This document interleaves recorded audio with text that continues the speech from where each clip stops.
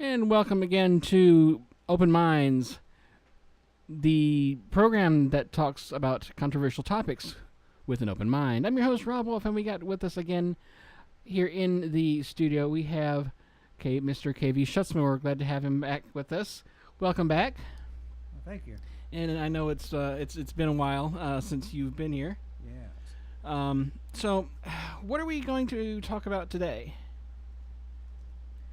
Well, actually, during the winter break, there I came across, the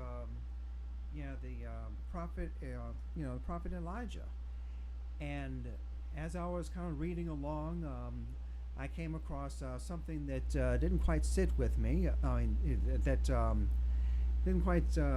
I just had to look into it a little bit further there. Especially after I kind of remembered some biblical trivia that was done back when I was in Sunday school when I was younger, a lot younger there. And one of the questions that was asked was, it says, what person never died but was taken away? And as if it was one answer. And, we were all scratching our heads trying to figure out who it was, who was, trying to come up with the correct answer. And come to find out that actually, little did we know, was that there was more than one answer. Yeah, and this is, this is, by the way, this is it, Old Testament we're referring to here. So a lot of people know about the book of Enoch, or actually the biblical figure Enoch, who was, if you look in Genesis chapter 5, chapter 5 verses 22 to 24, where it mentions Enoch. And, in it, I'm going to go ahead and read that real quick, is that, starting with chapter 21, it says, And Enoch lived 65 years and begat Methuselah. And Enoch walked with God, and he begat Methuselah 300 years. And begat sons and daughters. And all the days of Enoch were 365 years. And Enoch walked with God, and he was not, for God took him. So,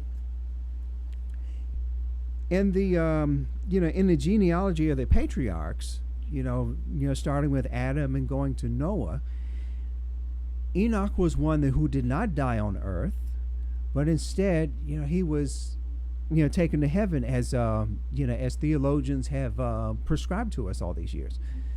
But it's only with the apocryphal books, the book of Enoch, which was excluded from the Canaan, from the Council of Nicaea, for reasons that are still not clear to all of us. Book of Enoch actually describes an extraterrestrial, journey, if you will. I mean, it reads very much like one. Well, actually, we're not going to get into that, as today's topic is kind of focused more on the book of, on the prophet Elijah. So that's going to be, Elijah is referred to in 1 Kings and 2 Kings. So he comes on, he comes on the scene later. And you probably remember, Elijah was a Hebrew prophet who was, who challenged the Philistines. At the time, the Philistines was ruled by King Ahab and Queen Jezebel. So it's in the, it's in 1 Kings in chapter 18 that they describe how the Philistine prophets numbered 450, and they had done a sacrifice, of the bullock sacrifice, animal sacrifice, where they cut it up and laid on the altar, and the Philistine, Baal was the god of the Philistines at the time. They had, so what they did was they went ahead, they did their ritualistic sacrifice, and the challenge was, whose God was going to light the altar, because they had, because they were not to put any fire under it to start, to set to burn, burn or cook the sacrifice, if you will. That was laid on the altar. So what happened was, that morning up on Mount Carmel, the Baal prophets, if you will, they did all their, they did their rituals, their sacrifices. They even shouted to their God to try to get things started, and nothing happened. So here it was midday, in which Elijah decided, he challenged them. He even went so far as to mock them. And we start here in 18 verse 27. It says, "And it came to pass at noon that Elijah mocked them and said, 'Cry aloud, for he is a god. Either he is talking, or he is pursuing, or he is in a journey, or peradventure is he sleepeth and must be awaked.'" Well, here was something else that I says, wait a minute, I need to go back and read in between the lines here, because it seems as though if Baal was a god, or if Baal was an extraterrestrial of the ancient times, then it sounds as though, with Elijah's mockery of it, of Baal and their belief in Baal, it sounds as though Elijah knew that Baal was some sort of extraterrestrial, because he says maybe he's already talking. He's in a conversation. He's too busy to be dealing with the Philistines, or he is pursuing. He's got something else on his agenda, or he is in a journey, which means he's nowhere near the earth, and he cannot possibly hear them, or it's going to take a while for him to get back to earth there to light their sacrifice for them. Or peradventure he sleepeth and must be awaked. Well, it sounds like this so-called God also needs his time of rest, because he's not a deity as they were probably led to believe or whatever. But it seems as though, once again, Elijah has kind of alluded to the belief, the notion, the fact, or what have you, that these so-called gods are actually extraterrestrials. So we're going to go ahead and get along there, and it says, "And they cried aloud and cut themselves after their manner with knives and lancets till the blood gushed out upon them. And it came to pass that when midday was past, and they prophesied until the time of the offering of the evening sacrifice, and there was neither voice nor any to answer, nor any that regarded. And Elijah said unto all the people, Come near unto me. And all the people came near unto him. And he repaired the altar of the Lord that was broken down. And Elijah took 12 stones, according to the number of the tribes of the sons of Jacob, unto whom the word of the Lord came, saying, Israel shall be thy name. And with the stones he built an altar in the name of the Lord, and he made a trench about the altar, as great as would contain 2 measures of seed. And he put the wood in order, and cut the bullock in pieces, and laid him on the wood, and said, Fill 4 barrels with water, and pour it on the burnt sacrifice and on the wood. Well, let's back up for a moment. There must have been some particular kind of stone involved in this sacrificial ritual here. That's not said here, but he says, and he said, do it the second time, and they did it the second time. That is, they're pouring water on the on the altar and on the burnt sacrifice and on the wood. And he said, do it the third time. And they did it the third time. And the water ran about the altar, and he filled the trench also with water. And it came to pass at the time of the offering of the evening sacrifice that Elijah the prophet came near and said, Lord God of Abraham, Isaac, and of Israel, let it be known that this day thou art God in Israel, and that I am thy servant, and that I have done all these things at thy word. Hear me, O Lord, hear me, that this people may know that thou art the Lord God, and thou hast turned their heart back again. Then the fire of the Lord fell and consumed the burnt sacrifice, and the wood, and the stones, and the dust, and licked up the water that was in the trench. And when all the people saw it, they fell on their faces, and they said, The Lord, he is the God. The Lord, he is the God. And Elijah said unto them, Take the prophets of Baal, let not one of them escape. And they took them, and Elijah brought them down to the brook Kishon, and slew them there. And Elijah said unto Ahab, Get up, eat, and drink, for there is a sound of abundance of rain. And Ahab went to eat and to drink. And Elijah went up to the top of Mount Carmel, and he cast himself down upon the earth, and put his face between his knees. And his servant said, Go up now, look toward the sea. And he went up and looked and said, There is nothing. And he said, Go again 7 times. And it came to pass at the 7th time that he said, Behold, there ariseth a little cloud out of the sea, like a man's hand. And he said, Go up, say unto Ahab, Prepare thy chariot, and get thee down, that the rain stoppeth thee not. And it came to pass in the meanwhile that the heaven was black, with clouds and wind, and there was a great rain, and Ahab rode and went to Jezreel. And the hand of the Lord was on Elijah, and he girded up his loins and ran before Ahab to the entrance of Jezreel. Now,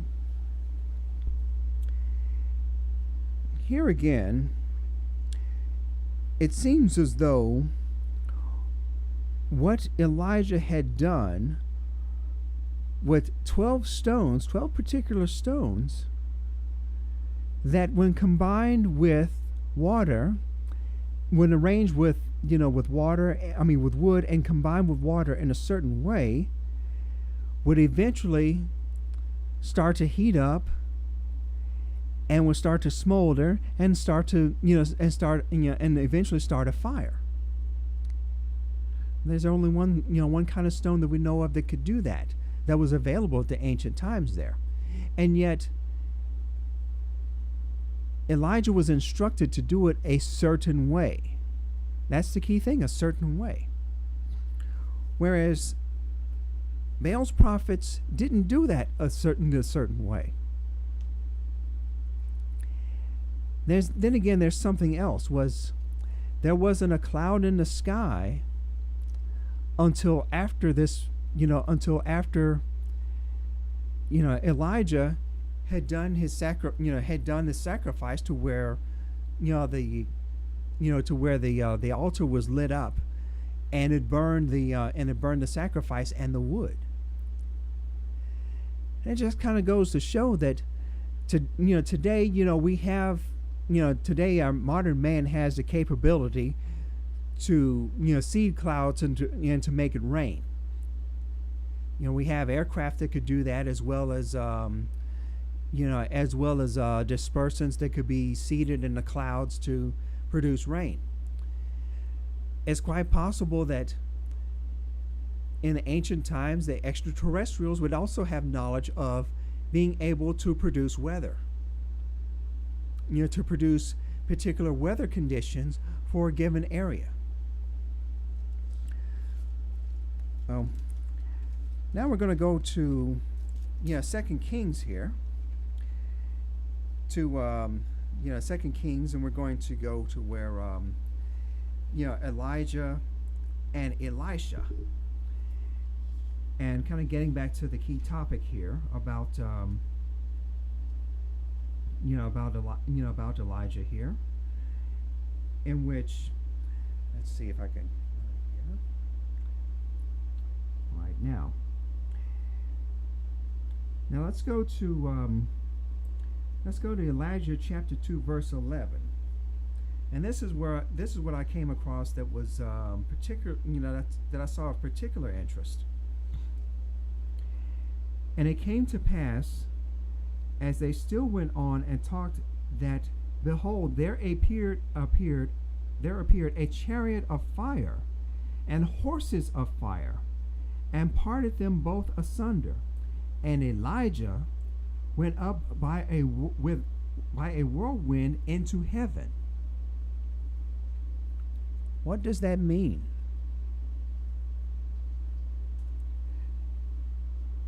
There appeared a chariot of fire and horses of fire, and Elijah went up by a whirlwind into heaven?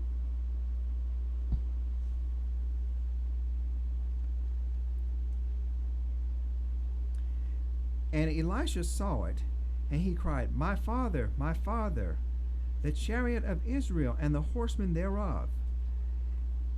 And he saw him no more. And he took hold of his own clothes and rent them into pieces. He took up also the mantle of Elijah that fell from him, and went back and stood by the bank of Jordan. And he took the mantle of Elijah that fell from him, and smote the waters, and said, where is the Lord God of Elijah? And where he also had smitten the waters, they parted and hither and thither, and Elisha went over.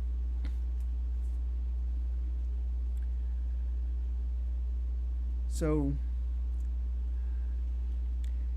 once again, we come across another, you may call it an abduction, but here we have another example of man being taken away into so-called heavens on some sort of vehicle. A chariot of fire, as it's described here. And he went up by a whirlwind into heaven. It wasn't like he was just, he didn't levitate. He went up by a whirlwind on a chariot. Now, we've been taught about God is all powerful and all knowing. What would he need with a chariot of fire to take a man from the ground up into the sky? And why did it produce a whirlwind? If that was the case, then it sounds like it was some sort of vehicle made of some sort of nut and bolt technology that produced fire. It must have had some kind of engine if it produced fire in the same manner of a rocket or a jet engine. And after all, we do know that jets and rockets, the propulsion, the thrust that comes out of it stirs up and displaces the air around it like whirlwinds. And we've probably seen, for example, some of you have probably seen Mythbusters, where they did like the tornado, testing a tornado, how to survive a tornado myth. And to simulate it, they used a jumbo jet, a 747 jumbo jet, parked at the tarmac, and they parked a car, and they actually towed it along to see what would happen in a tornado if you tried to seek refuge in a car. The car blew away. First, the hood flew off, then the car started skating around, and eventually it got caught up in the air and thrown backwards by a whirlwind. And we know that jet engines do not give out cold thrust. I mean, a combustion engine. And so here it is. We're reading in between the lines here on what's really going on here.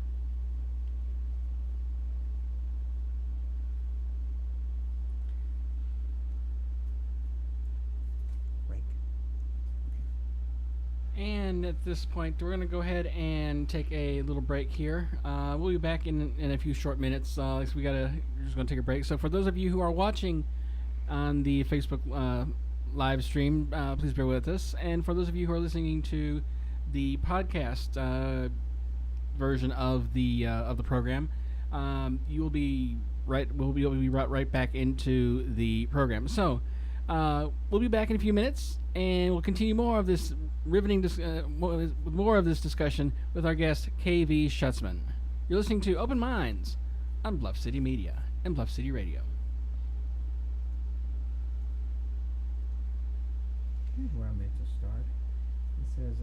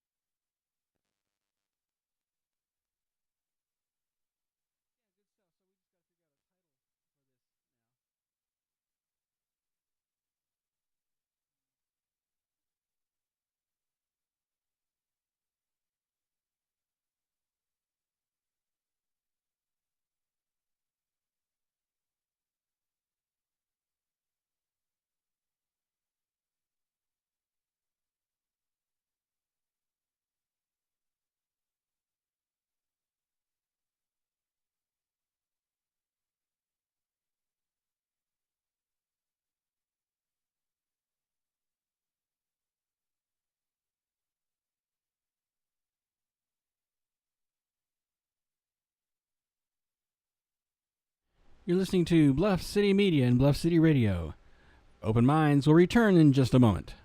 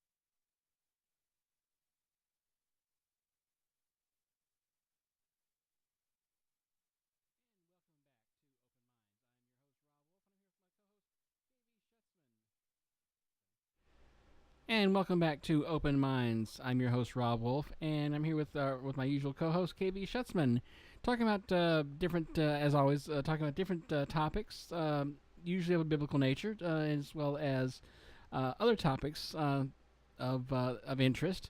For those of you who are regulars, those of you know our motto. We try to answer we try to seek the truth about mankind one question at a time. We were talking about Elijah and some and other topics in the first half hour of the program. Now we're going to switch topics over to a character not really mentioned in the Bible, I don't think. Young lady named Lilith. Now, according to sources, Lilith was a figure in Jewish mythology, developed earliest in Babylonian Talmud in the 3rd and 5th centuries. Lilith is often envisioned as a dangerous demon of the night, who is sexually wanton and who steals babies in the darkness. Lilith may be linked in part to a historically earlier class of female demons, or Lilifu, I think was the word, in ancient Mesopotamian religion. It's found in cuneiform texts of Sumer, the Akkadian Empire, Assyria, and Babylonia. Typical, your biblical regions that Babylon, that are now present, biblical Babylon and other areas like that. Now, in the Jewish folklore entitled The Alphabet of Sarah, which is roughly circa 700 to 1000 CE onwards, Lilith appears as Adam's first wife. Now, I know the book of Genesis says that Eve was Adam's first wife, but what's interesting in this case is that appears not to be the case. Lilith was indeed the first woman. Now, this, as I said, this contrasts with Eve, who was created from one of Adam's ribs. Genesis mentioned in Genesis chapter 2, verse 22. Now, the legend came about extensively during the Middle Ages in the tradition of Agadah, the Zohar, and the Jewish mysticism. For example, in the 13th century writing of Isaac ben Jacob ha-Cohen, and hopefully I got that right, Lilith left Adam after she refused to become subservient to him, and then she would not return to the Garden of Eden after she had coupled with the archangel Samael. Interesting indeed. Evidence in later Jewish materials, there's tons of it here, but there's very little information that has survived relating to the Sumerian, Akkadian, Assyrian, and Babylonian view of this case of this class of demons. While the connection is almost globally agreed upon, recent scholarship has argued the relevance of both sources previously used to connect the Jewish Lilith to an Akkadian Lilith. The Gilgamesh appendix, and the Arzian Tash amulets. I'll mention this later on with these two troublesome sources. Now, in Hebrew language texts, the term Lilith or Lilith, translated as night creatures, night monster, night hag, or screech owl, first occurs in a list of animals in Isaiah 34:14, either in singular or plural form according to variations in the earliest texts. Now, in the Dead Sea Scroll, 4Q 510 through 511, the term first occurs in a list of monsters. Interesting. In Jewish magical inscriptions on bowls and amulets from the 8th century CE onwards, Lilith is identified indeed as a female demon, and the first visual depictions appear. The resulting Lilith legend continues to serve as source material in modern Western culture, literature, occultism, fantasy, and horror. Now, getting into more detail on this, and feel free to comment on this as we go along.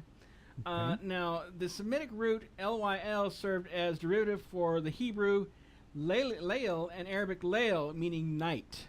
Yes. The Talmudic and Yiddish use of Lilith is cognate with the Hebrew, meaning it agrees with the Hebrew.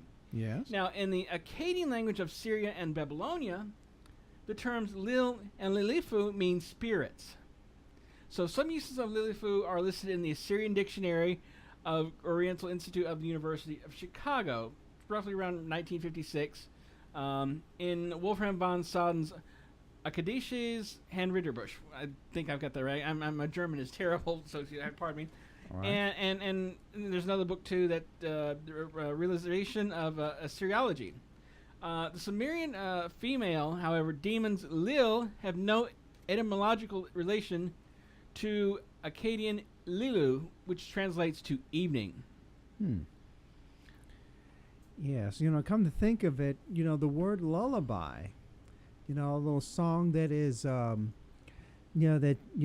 mothers would sing to their infant children, is derived, is etymologically, sorry, tongue tied there, derived from Lilith, and the meaning is, the purpose of it was, it started out as a prayer over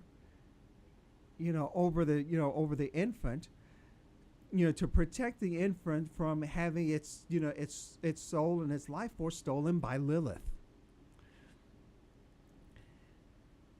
So apparently, some of the the story of Lilith, he's eventually it's eventually seeped its way into our culture. So it's not as though it has been something that has been completely excised from, even though it's been excised from the Bible as we know it, it's never been completely obliterated from our culture there, because it just eventually it's just survived in some form or fashion there, just out of tradition, if you will. And basically, I know that we're saying that there's truth and there's tradition, but here's kind of like one example of where tradition points back to the truth.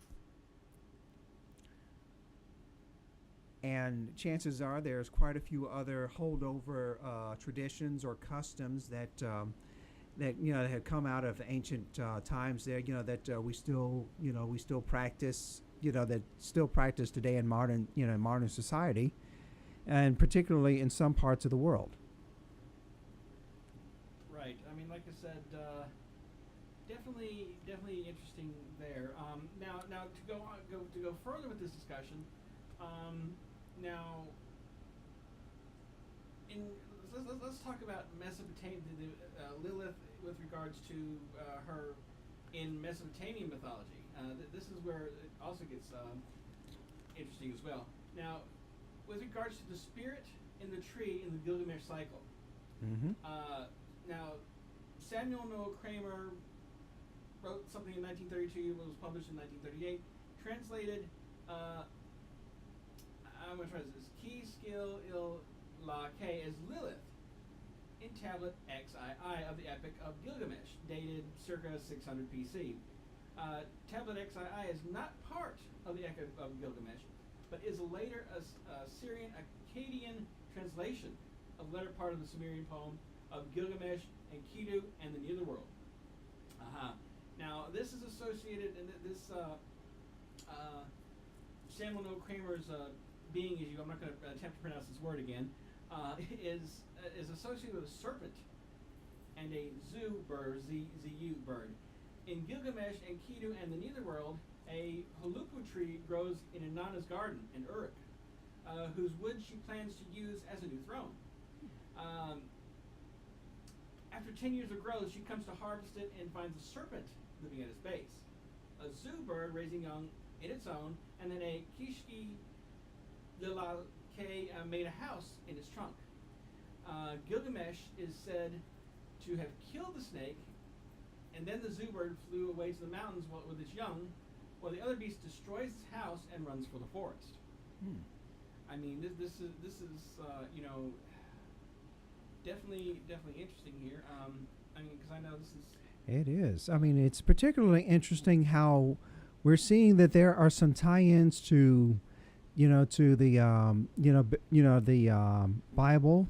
Particularly with, Book of Genesis, as well as other ancient, religions, as well as the ancient epics, if you will. Mm-hmm. A good example is, for example, how the story of Noah. Some of your scholars have actually said that the story of Noah is basically something of a as told in the book of Genesis, has been something of a plagiarized story of the Epic of Gilgamesh, because the Epic of Gilgamesh also described a time of a great flood, and of a family that that had built a a seagoing vessel, and and stocked it with provisions to ride out the flood. Now, some people say that when it was when this story was adopted by the Bible, it was meant to be something. It was retold as some sort of morality story about the wickedness of the so-called wickedness of mankind. But I would say one thing that is particularly interesting is before the great flood, you might have noticed, and you can go, you can reference this in the book of Genesis, when you go to like chapter 5, when you talks about, whereas we mentioned earlier about the, about Enoch, and various people of the, in the genealogy of the patriarchs, if you will, in the patriarchal lineage, how people live hundreds of years. I'd say nearly 1,000 years. I mean, it was not uncommon for this to happen before the Great Flood. I mean, for example, Adam lived 930 years, for example. Methuselah, 969 years. And you could say that for many, many other people in the lineage, such as Seth or Enos or Jared, and and so on. But it's when you get to but it's after the time of Noah that the lifespans of mankind, had seemed to have shortened from 800 something or 900 something years down to probably around 70 or so. So as a question as to what happened, it's also interesting to note that people during the ancient times before the flood, the humans, that populated the earth, were said to have had webs between their middle fingers, as though there were sort of derivative. I mean, kind of like as we see with like duck's feet, or with some or even some reptiles, for example.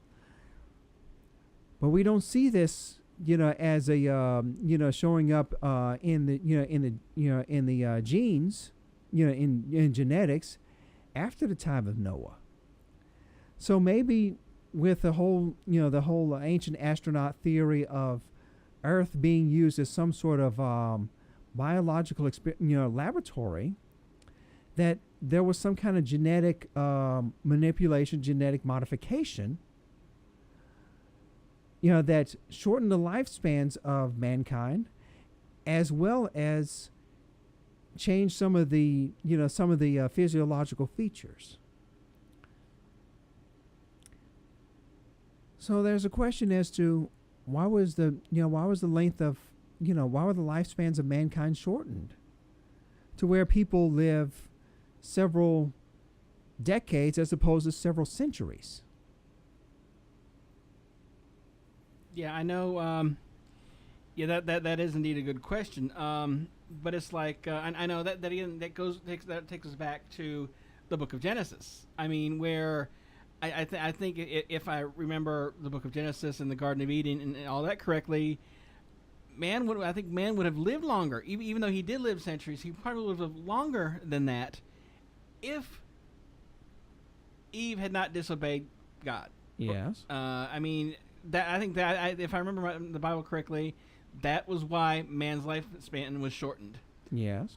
But you're right. The thing is why do you have all these older biblical figures and icons living 800-900 years, like Methuselah, Noah, Abraham? Why do you have them living this long period of time, for centuries, and then now from centuries down to decades?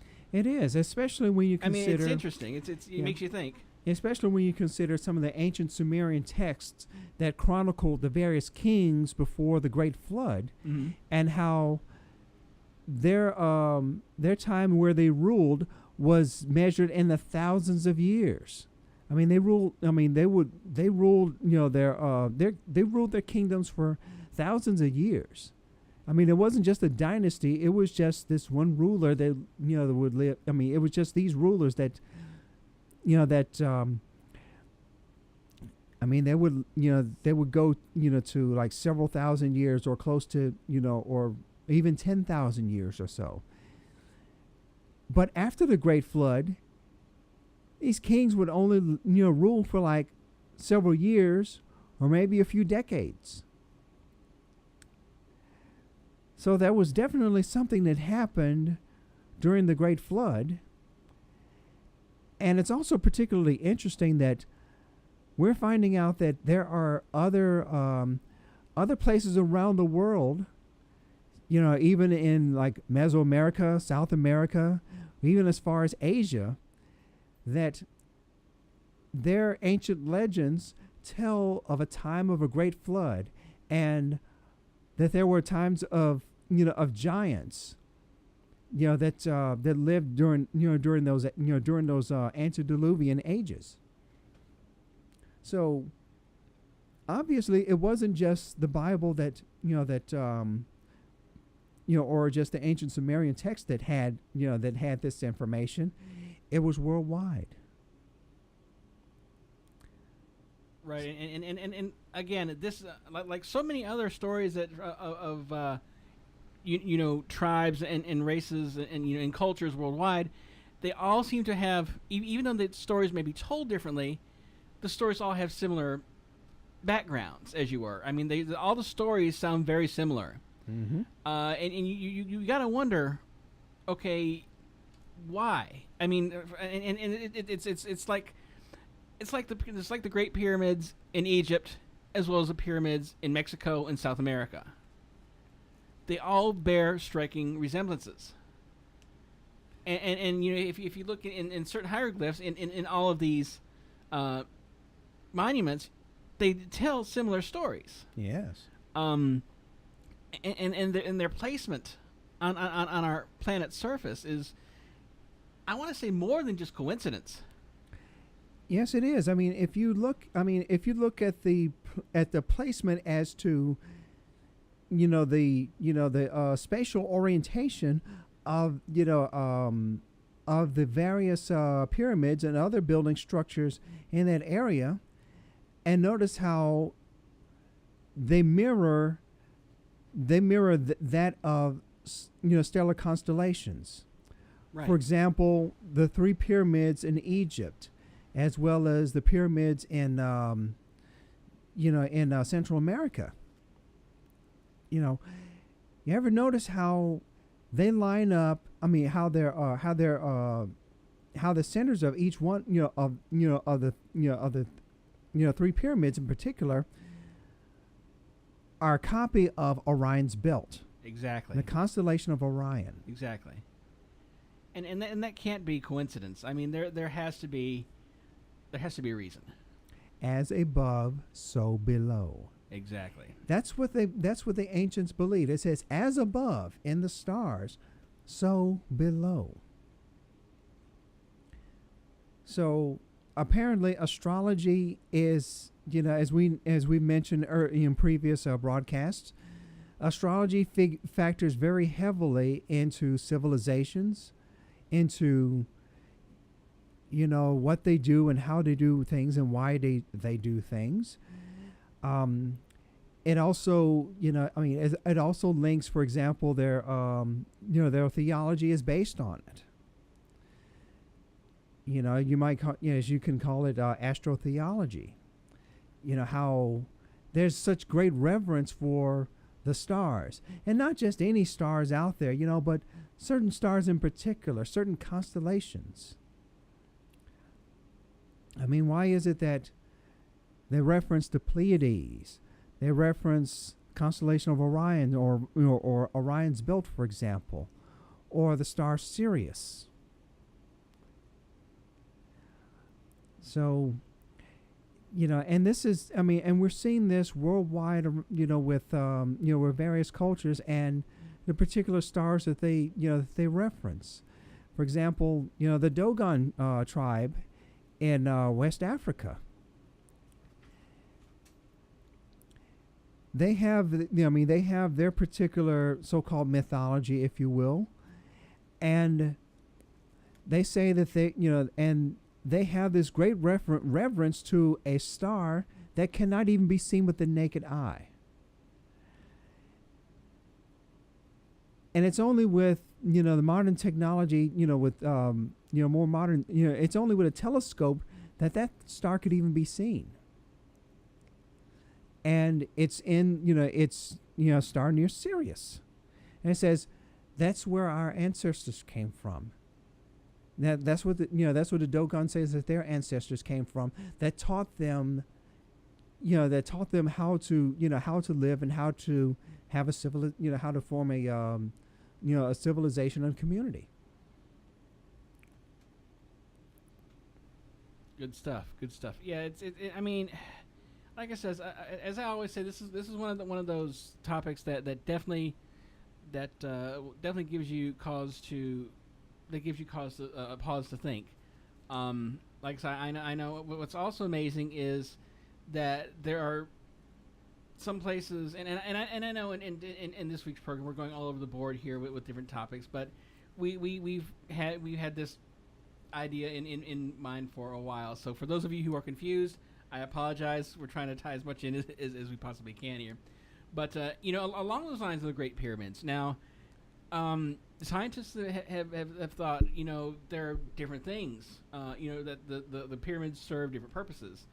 I know one based on the design of one was thought to be a source of energy because of the way there's a shaft in one that again goes up to the heavens for it, and the theory is that there was some sort, it was used as some sort of energy exchange between some sort of source of energy here on Earth, versus that could be transferred up to a craft or whatever up in the sky. Yes. I mean, it's just the way the sonar and X-ray images of some of these great huge monuments. Again, it begs the question: what were these really used for? Yes, and it's particularly interesting how we've had as I kind of mentioned once before there with Egyptologist Gerald Massey talked about how the ancients had their mythologies, if you will, interpreted, and we've had ours misinterpreted. With here again is a good example there. It's like here it is. It says the early religions had their myths interpreted. We have had ours misinterpreted, and a great deal of what has been imposed upon us as God's true and sole revelation to us is a mass of inverted myths. Well, let's take, for example, the Egyptian pyramids. Now, the early, Egyptian archaeologists, coming over from Great Britain, they said it was a tomb. Yet there was no sarcophagus found, no sarcophagi found. There was no body found. And it's only more recently that the hieroglyphics the hieroglyphics that were painted, inside the chambers of the pyramids, they found out that the pigment in it came from Europe. So it's looking like, it's looking like let's do a little crime scene investigation. Who did this forgery? It was the British. Here was this person going on a expedition, just hoping to find something, and he didn't find what he was looking for. So what did he do? He just inscribed some bogus hieroglyphics to try to say, here is the tomb of Pharaoh so and so. Just to try to make it look like he had come up with this wonderful discovery. And so it was for generations, since then, we've been taught that the pyramids were a tomb. They were not a tomb. The real tombs are further south in Egypt, in the Valley of the Kings. So So what is the real purpose of the pyramids if they're not tombs?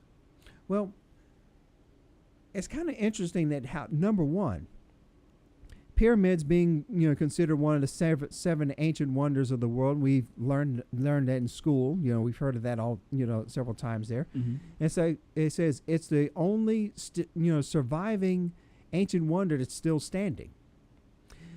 Well, if you look at it fundamentally, the pyramid is the most stable structure in nature, be it a building or an organization. You take, for example, you have an organization, whether it's a school or a church or a government or a social club or what have you. You have this one person at the top, and then you have these different layers of, you have these different layers of hierarchies, and the higher rank you go, the fewer numbers there are until you get all the way to the top, just like a pyramid. And what do you need to have a pyramid? You just need 3. Just like you need 3 people to have a pyramid, 2 at the bottom, 1 leader, there's your pyramid. So it is with the pyramid structure, as we've seen with the ancient Egyptians, was you had this large, wide base that could, that covers a large surface area that could equally distributes the load, the mass that is, that is at the top of it. Something else that was found out about pyramids is they tend to focus and amplify energy.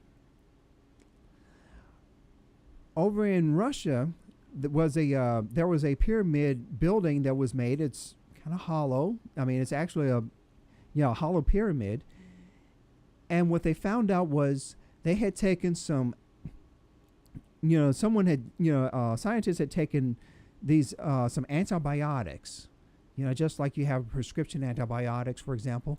They take them into the pyramid, and when they brought them out of the pyramid after a while, they found out that the antibiotics were stronger than before.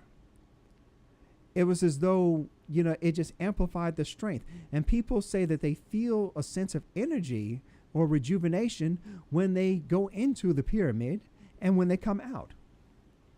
Now, it's also kind of interesting that, and I remember reading about this some years ago, about the Great Pyramid in Memphis, Tennessee. There, it's near the river, near the Mississippi River. There, before it was the Bass Pro, superstore, show place, if you will. The Great Pyramid, as they called it, there was originally. And here again, they initially kind of nicknamed it the Tomb of Doom, simply out of ignorance. But the Great Pyramid was originally conceived, at Memphis, Tennessee. There was originally conceived to be a, coliseum and music concert hall. A coliseum for, entertainment venue for music and sports. And during its construction, which it eventually opened in 1991, I'd say around 1991, 92, around the time that they were, that it was to be opened, someone had taken a crystal skull, put it in a steel box, and placed it at the top apex of the pyramid, and welded it to the steel beams. Now, this was an interesting story that was carried in the Memphis Flyer, which was a free weekly newspaper publication in Memphis, Tennessee. And years later, they had, apparently rerun the story about, the mysterious crystal skull. And, at the time, a lot of people were talking about this new age, emerging trend, this new age religion, or this new age, that we're coming into. Basically, they were referring to the age of Aquarius, but they just called it New Age as though it was some kind of new thing. Right. But you have to ask the question as to why a crystal skull at the top of a pyramid? What was the purpose of that? And why was it secretly welded up there? Oh, by the way, if you go up there, it's not there anymore. Sorry. It was ordered to be removed from the top of the pyramid, and subsequently it was. That is a story that I did not know. That I will have to be sure and look that up. Now, again, we're talking about mythology and religion and things like that. Now, I know that I would assume that the reason why they put that skull up there is because the crystal is supposed to be a collector and storage mechanism for energy. Yes. And so I'm assuming the thing, and the pyramid being, I want to say, almost one of the most perfect shapes in nature. Yeah. From my understanding, is the pyramid itself basically would, in theory, amplify the energy that would amplify the energy coming from that crystal skull or from the crystal. Yes.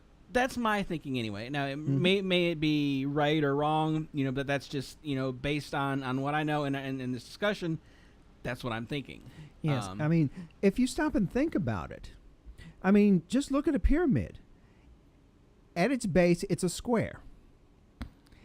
And its four sides are comprised of triangles, of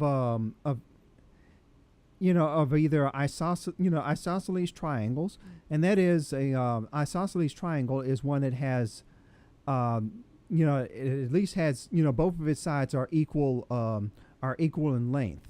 Mm-hmm. So it's going to be, so if you cut, so if you just bisect it, cut it in half, it's going to be equal, it's going to be mirror image, sizes there. Mm-hmm.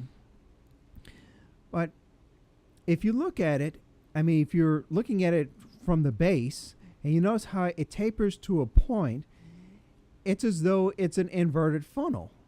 If there is energy radiating from the Earth, it gets channeled up the sides and focuses to a point.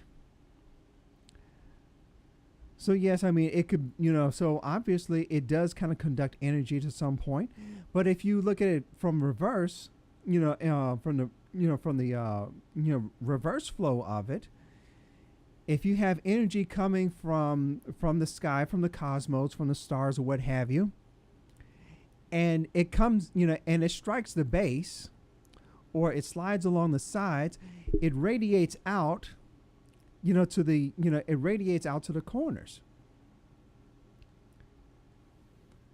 It radiates out to the corners and down to the base. So chances are it could possibly work both ways. And some ancient astronaut theorists have even, they've ventured forth a theory that because it is an energy collection source, of some form or fashion, to which we still do not fully understand as the ancients did, it could have been used as some form of power station. But it's up to us to find out exactly how the pyramids were made. And that's one of the key things that, that is our challenge, to any of us, listening to this podcast, is to go and find the answers. Seek and find the answers. Now, I know that some of you have been watching Ancient Aliens on the History Channel, and you probably kept up with some of the topics there. And and chances are we kind of overlap somewhat, but we're not trying to say that we're a copy of them or anything to that fashion. But I did kind of notice, watching one of the broadcasts, that what someone had done with one of the pyramids was he decided to see what would happen if he rotated the pyramid. And what he found out was that as it spun faster and faster and spun up to a certain speed, it began to levitate.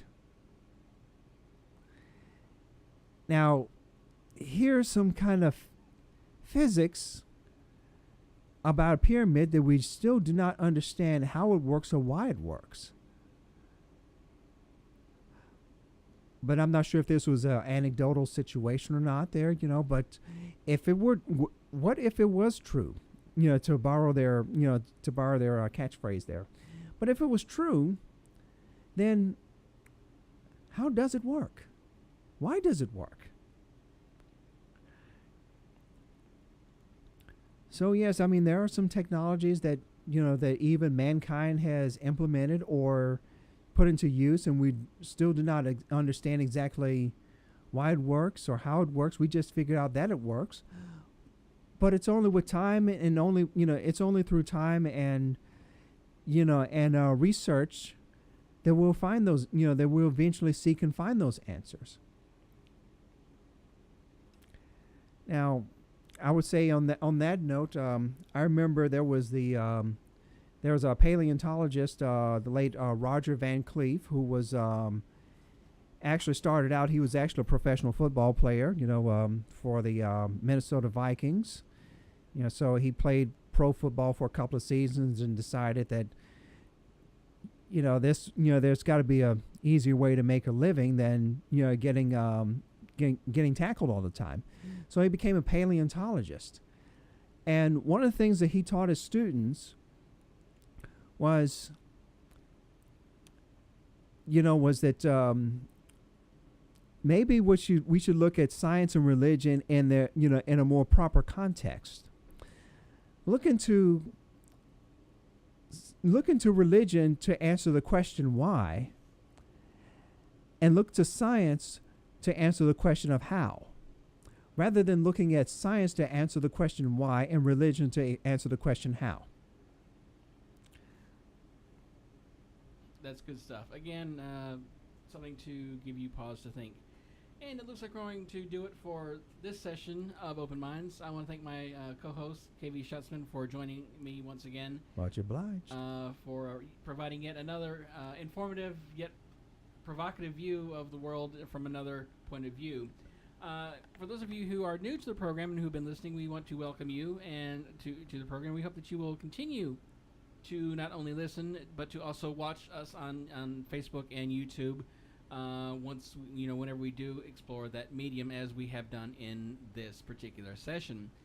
We do try to, the best we can, to do an episode at least once a week, but there are times when we cannot, and for that I do apologize. But in the meantime, feel free to, download the podcast version, or to watch the video version on YouTube and on Facebook. For those of you who are on Facebook, please feel free to go to our website at facebook.com/BluffCityMedia. That's facebook.com/BluffCityMedia. Or you can go to our website at bluffcity.media. And feel free, you'll get our program schedule there shortly. The website is still under construction as of this broadcast, so we'll try and get up a regular schedule, plus an area where you can download all of our podcasts of this and our other and the other podcasts that we do from here. So in the meantime, from all of us here, from myself and KV Schutzman, we hope to see you next time, and we hope, and until then, think with an open mind. Boom. That was good, actually. Yes. It's fun to participate.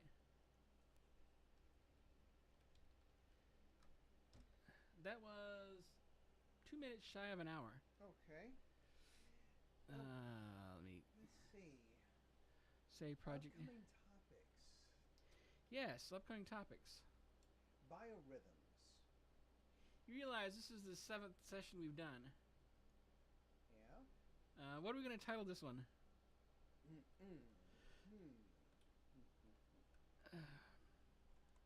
The last one was going to church a day late. Okay. So. Like I said, we tried to we were all over the board tonight.